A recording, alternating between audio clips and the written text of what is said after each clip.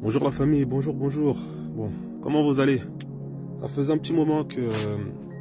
ça fait ces quelques jours que j'avais à cœur de faire une vidéo avec vous. Très sincèrement, je pense que cette vidéo-là sera parmi l'une des vidéos les plus importantes de ma page. Et cette vidéo-là, elle est exclusivement réservée aux personnes qui sont nouvellement converties.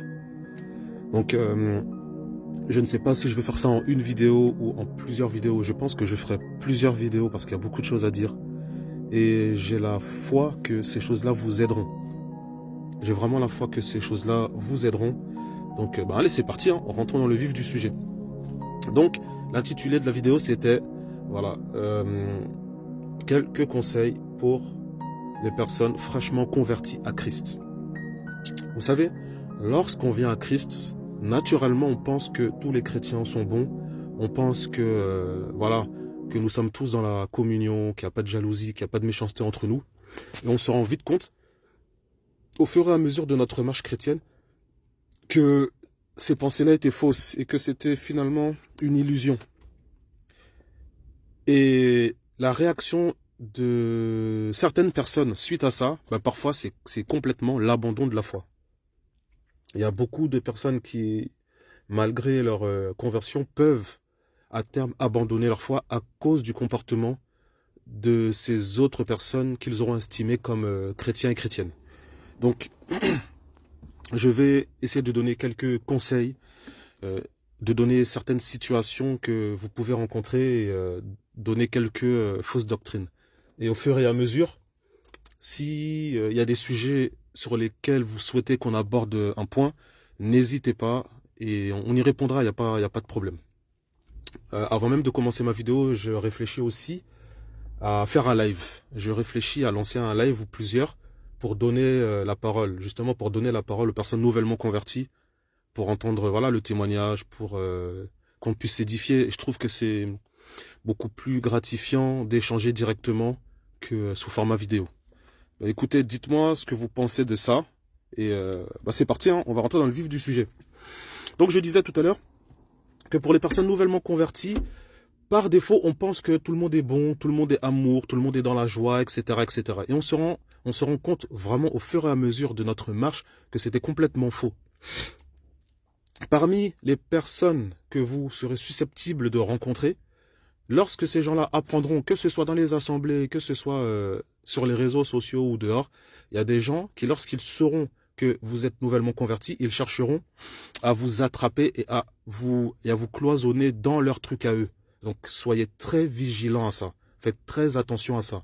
Le premier conseil que je vous donne, c'est de ne pas vous associer avec qui que ce soit. Ne vous associez pas avec qui que ce soit, mais au contraire, priez le Seigneur. Demandez au Seigneur de vous envoyer les personnes avec qui vous devez marcher et avec qui vous devez prier. Laissez-vous guider et laissez-vous orienter par le Seigneur. Ça, c'est une première chose à savoir. La deuxième chose à savoir, Dieu ne se trouve pas dans les assemblées. Dieu ne se trouve pas dans les assemblées. Il y a beaucoup qui pensent qu'ils vont trouver Dieu dans les églises, etc. C'est faux. Je vais vous donner 2 références bibliques par rapport à ça. Donc, la première référence, c'est dans le livre de Actes, chapitre 17, 24, ce que je vais lire. Voilà, on va regarder. Hein. Il est dit quoi? Le Dieu qui a fait le monde et tout ce qui s'y trouve, étant le Seigneur du ciel et de la terre, n'habite point dans des temples faits de mains d'hommes. Il n'est point servi par des mains humaines comme s'il avait besoin de quoi que ce soit.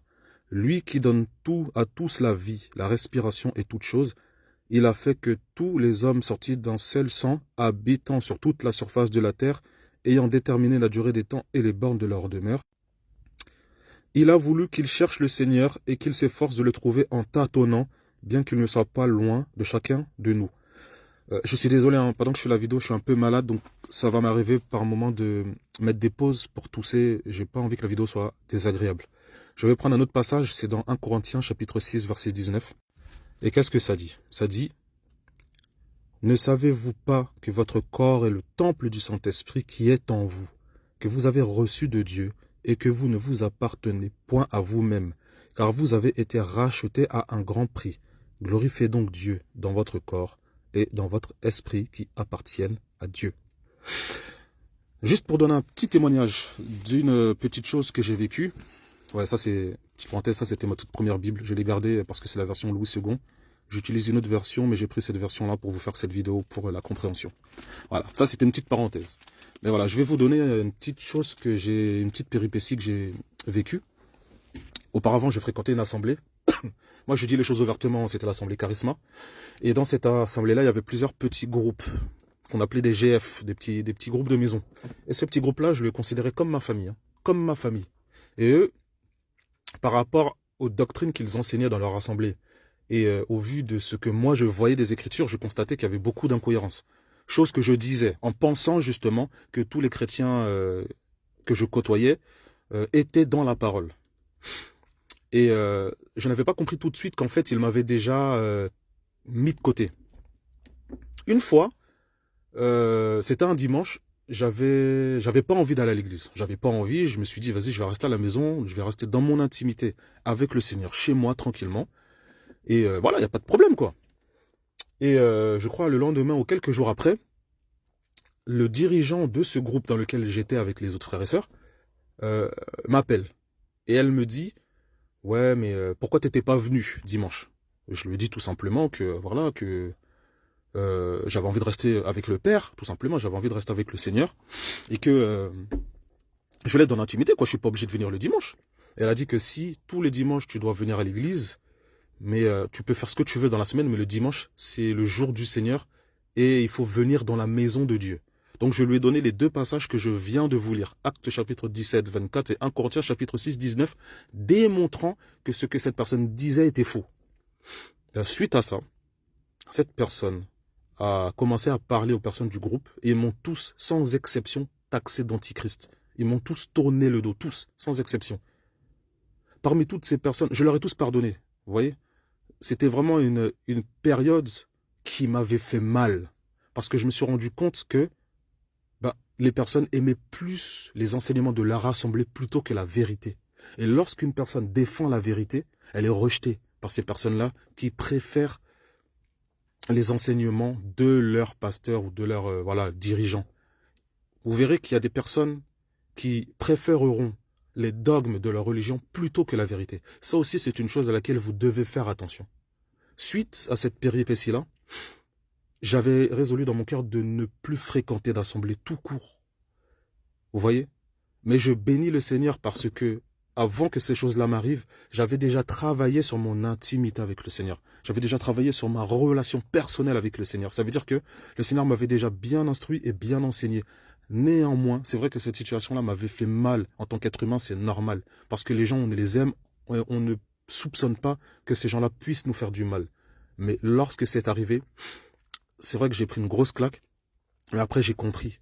Et je me suis dit, en fait, que les Écritures, que la Bible a raison quand la Bible dit que vous les reconnaîtrez à leurs fruits. Vous voyez? Mais on va y aller doucement. Je pense que je vais faire plusieurs vidéos. parce qu'il y a énormément, beaucoup de choses à dire. Donc, pourquoi je vous raconte ça? C'est simplement pour vous dire que la première chose que vous devez faire, et ça c'est capital et c'est même salutaire, c'est de développer votre intimité avec le Seigneur. Développer votre intimité avec le Seigneur. Comment on développe son intimité avec le Seigneur? C'est en passant du temps dans la prière avec lui, c'est en lui parlant, et c'est en méditant les Écritures. Frères, sœurs, le plus important dans votre marche, c'est la méditation des Écritures, c'est la méditation de la Bible. Que la Bible, à partir d'aujourd'hui, vous qui allez voir cette vidéo-là, à partir d'aujourd'hui, que la Bible devienne votre livre de chevet. Ne vous en séparez jamais. Méditez-la jour et nuit, comme cela nous a été recommandé par le Seigneur. Méditez-la parce que c'est par ce moyen-là que vous allez être façonné par le Seigneur. Et c'est aussi par ce moyen-là que vous allez connaître votre identité. Mais c'est aussi par ce moyen-là que votre foi va grandir. Parce que comme il est dit dans les Écritures, et là je vais aussi donner la référence, dans le livre de Romains chapitre 10, verset 17 qui est dit « Ainsi la foi vient de ce que l'on entend, et ce qu'on entend vient de la parole de Dieu. » Ça veut dire que votre foi sera grandissante et votre foi deviendra inébranlable à force de méditer la parole de Dieu. La Bible dit que, et c'est le Seigneur Jésus qui nous dit ça, que ces paroles sont esprit et vie. Donc ces paroles sont réelles. Ce livre-là, la Bible, n'est pas un simple livre de contes, c'est la vie, c'est la véritable vie.